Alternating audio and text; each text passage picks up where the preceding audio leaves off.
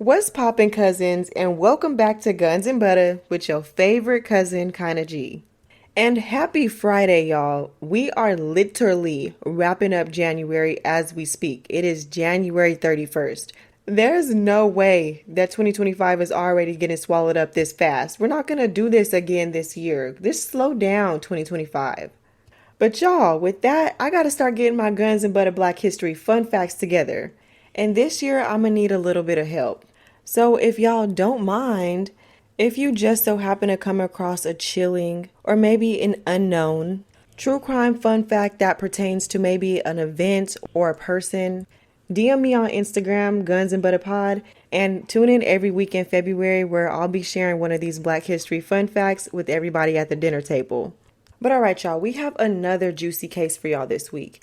And it involves the justice system failing to protect innocent people yet again, and putting violent criminals back out on the streets to take more lives. And I already know y'all are eager to hear this one. So go ahead and get comfortable, grab your wine, your popcorn, and let's dive in. That's what it's all about. Guns and butter, baby.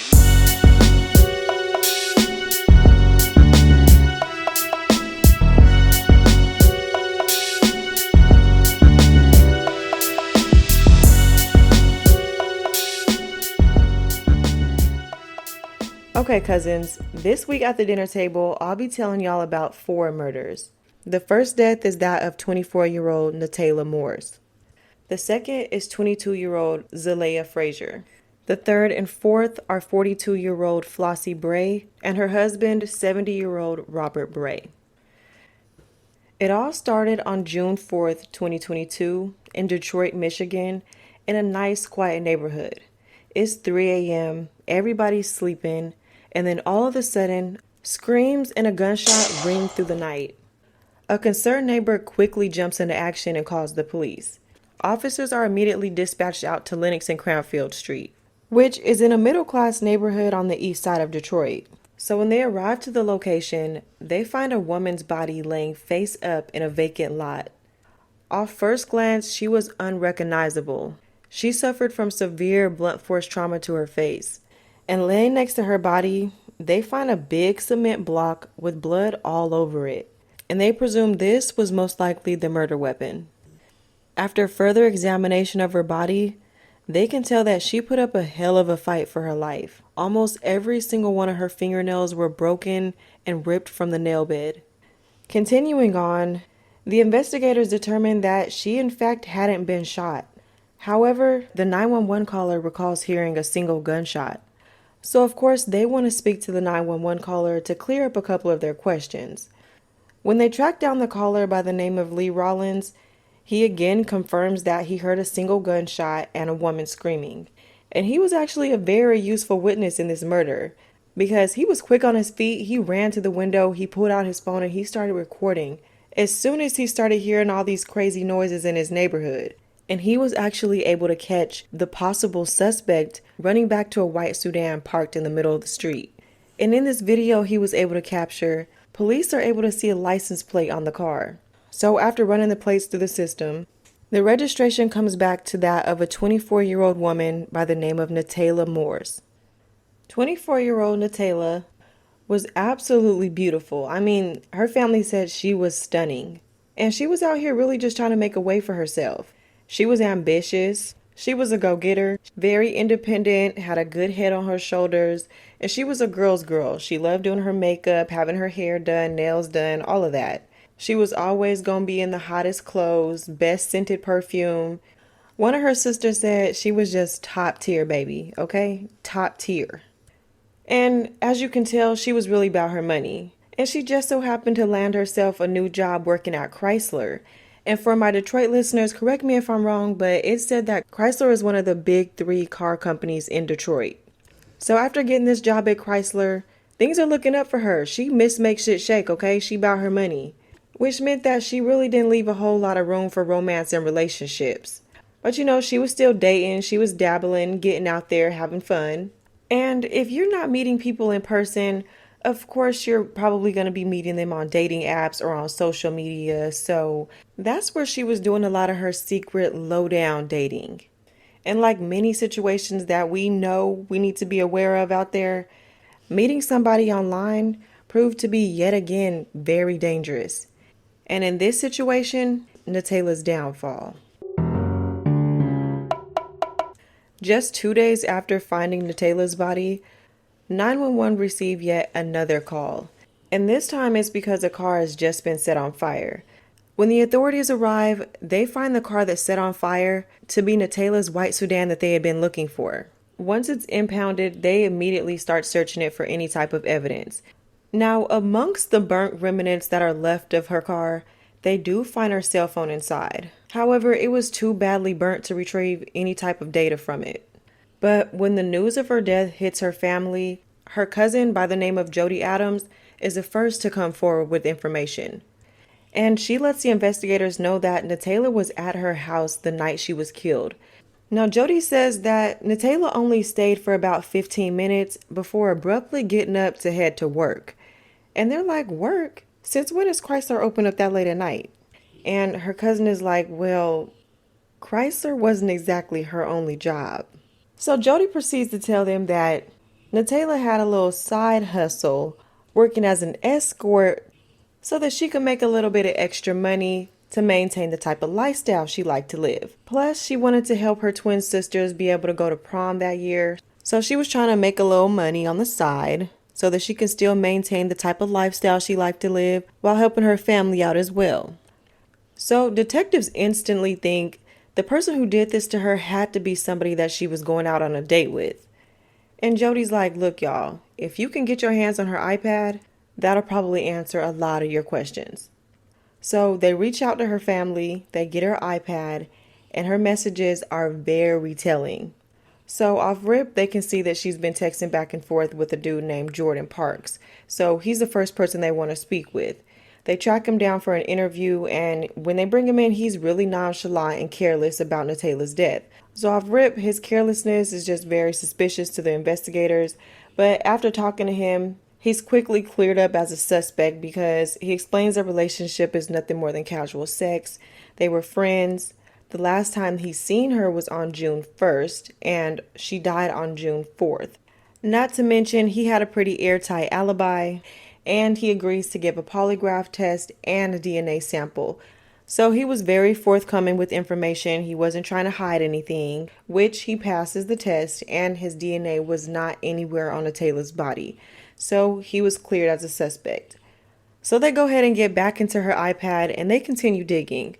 They find out that she was using a Google Voice number or like an extra, like a text now number or something like that to connect to these dating apps. And y'all, she was very active on these dating apps. And one person that she had been talking to the night that all of this happened to her was some dusty clown by the name of Jonathan Welch. Now, based off their messages, this dude, Jonathan Welch, and Natayla were in fact planning to meet up the night of June 4th after she left her cousin's house. So they continue digging into this dude, they do their due diligence, and they find out that this dude was just involved in a very serious domestic violence incident with his girlfriend / baby mama just 2 days prior to Natayla's death. And y'all, listen at this mess. This man, Jonathan, tortured the mother of his child, 22-year-old Zlayiah Frazier, for 4 hours. And by now, you're probably already picking up on the fact that Jonathan isn't wrapped too tight. And Zlayiah had been in an abusive relationship with this man for years at this point. Zlayiah's brother would go on to say that, like a lot of women in Zlayiah's life growing up, she viewed a man putting his hands on her as love. And on top of that, they shared a child together. So she seen that as more than enough reason to stay with him and to put up with the abuse that he put her through.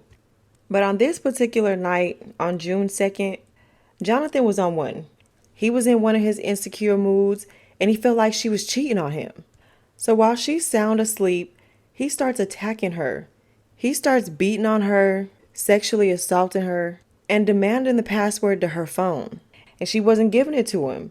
So he starts beating her. He ties her up with an extension cord. Then he pours gasoline all over her body. Then he gets a hot metal spatula and starts burning her arms and her legs. He then attempted to sexually assault her with a large metal pole. He beats her with a belt. He threatens her with a drill.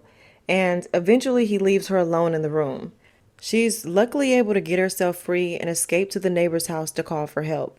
But when police arrive to the scene to arrest Jonathan, Buddy is already long gone. But it didn't take them long to track him down at all, because days later, they found his ashy ass laid up at Zlayiah's house. Yep, she gave in and let him back in. But when they go in to try to arrest him, he makes a run for it and tries to flee. But eventually they catch him, they arrest him, and they bring him down to the station for questioning. But he doesn't say a word. He just sit there looking broke, ashy, and dumb, and he asks for a lawyer. And they're like, okay, whatever, you can have your lawyer, but we still charging you with the abuse and torture of Zlayiah. And she goes ahead and presses charges as well. At this point, they now had the number one suspect in Natayla's murder in custody. However, they still didn't have the necessary evidence to charge him with her murder. So while he's being held, they get a warrant to get his DNA. They send it off for testing, and now it's just a waiting game to see if he's a match to the DNA that was found on Natayla's body. But as far as his domestic violence charges, they felt like they had more than enough evidence to prove to the judge that he was a threat to society and he was a flight risk. And even with all of this evidence that proved that he was a violent person, yet and still the judge granted him an $100,000 bond. Halfway. Now, 10% of $100,000 is $10,000. That's still pretty hefty. But the fact that he was even given a bond is insane. Torturing and abusing somebody is a very serious offense. And you're the number one suspect in a violent murder, and you still get granted a bond? But y'all, I don't know how and where his mama got this $10,000 from, but she pulled it out of her ass. She said, my son is not gonna spend another day behind bars. Hey, listen y'all, a mother's love for her son, that's just something you don't question. Now, she puts up this bond. He's released with provisions, of course. He has to wear an ankle monitor. He's to live at her house. And of course, he has to stay so many feet away from Zlayiah. But Zlayiah's still young and in love and naive, and really and truly just has poor decision-making skills at the young, tender age of 22. So she's still trying to make things as easy for Jonathan as possible. She doesn't want to be the bitter baby mom, and she just wants to try to keep things as peaceful as possible. I'm guessing, okay? I'm guessing. So after he's been released on bond, it's been 2 days now. And I'm sure Zlayiah's thinking he hasn't seen his son in over a month. He misses him. Let me take the baby over there so they can spend some time together.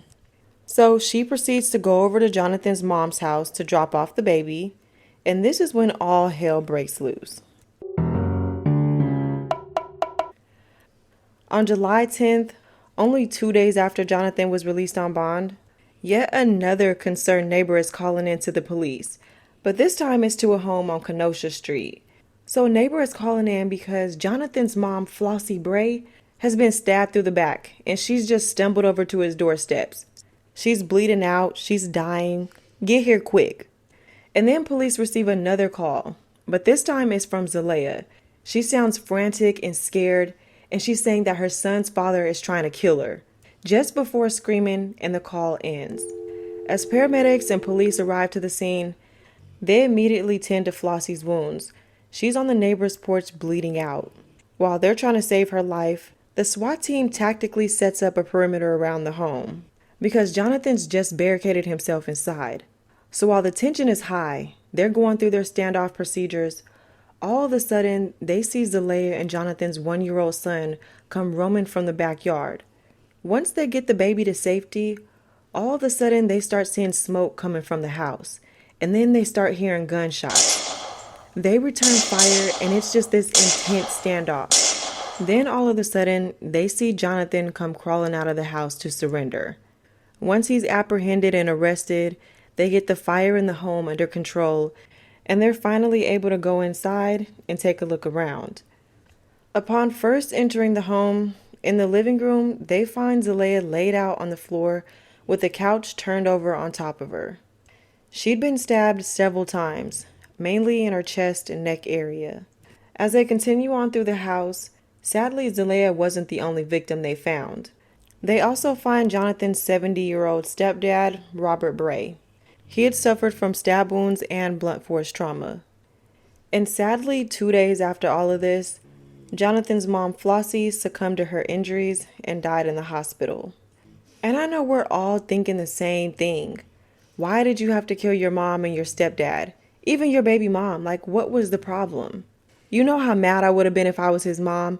If I just scraped together $10,000 to bond you out of jail for a crime I know you committed and you stabbed me through the back, literally? Don't even trip. I'm just finna hunt you for the rest of your life.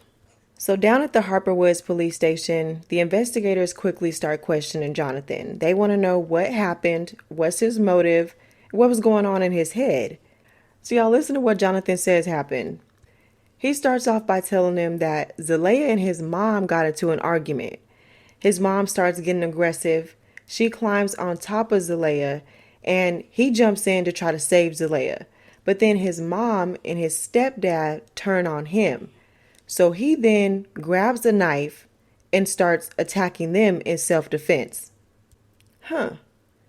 So they're like, how did the fire start? He's like, oh, I don't know how the fire started.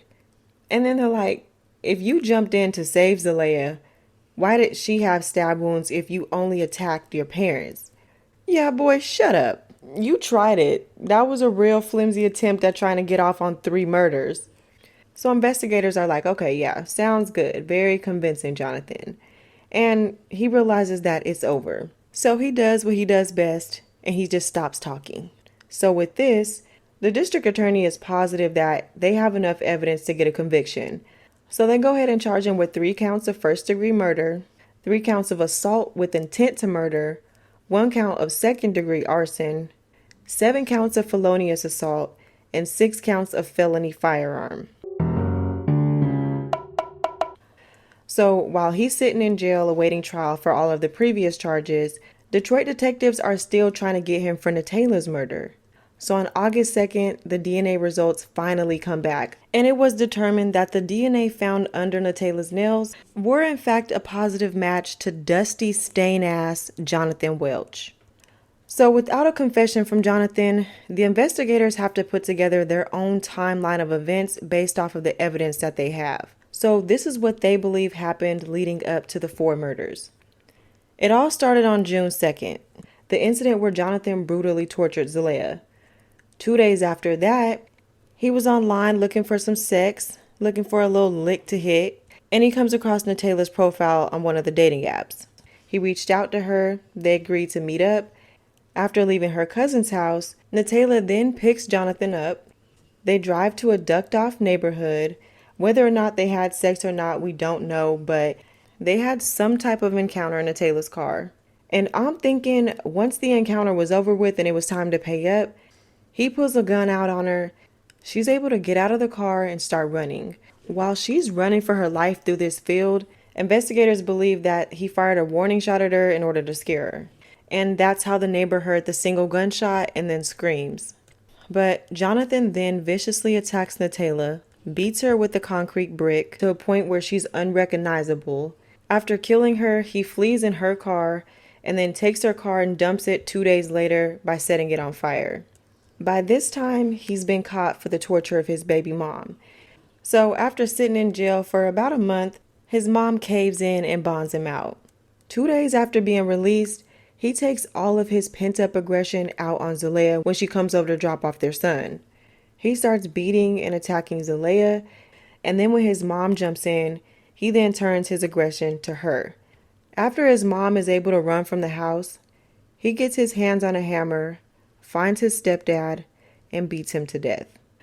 So with all of this, the state has more than enough evidence to charge him with first-degree murders and sentence him to life. So right before the case is set to go to trial, Jonathan decides to change his plea to guilty. In exchange for a guilty plea, this will be reducing his initial charges from first-degree murder.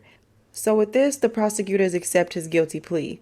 And they say the reason why they accepted this plea deal was to avoid a costly and lengthy trial. So with this plea deal, he received 20 to 40 years for the 1 count of second-degree murder of Natayla, and he received 45 to 70 years for the 3 counts of second-degree murder for his child's mom, and his stepdad. And in addition to getting his charges reduced from first degree to second degree murder, he got all of the other additional charges that were stacked up against him dismissed. But Detroit, what's up with you? I thought we was hard on crime. I don't like that y'all first let him out on bond and then two, offered him a plea deal. Like, nah, you wanted to plead innocent. You wanted to take this to trial. Nah, we ain't worried about the cost of the trial and how long it's gonna take. Let's go ahead and put him through trial and let a jury decide if he's guilty or not. And I went ahead and I found the judge that let him off on bond in the first place. And the judge's name is Judge Don White. Yeah, Judge White, it's your fault that Jonathan's mom, his stepdad, and his child's mom are now dead, 'cause you wanted to be lenient and let him out on bond. The justice system has failed us yet again. But nonetheless, ashy ass Jonathan Welch will be sitting behind bars for the rest of his life.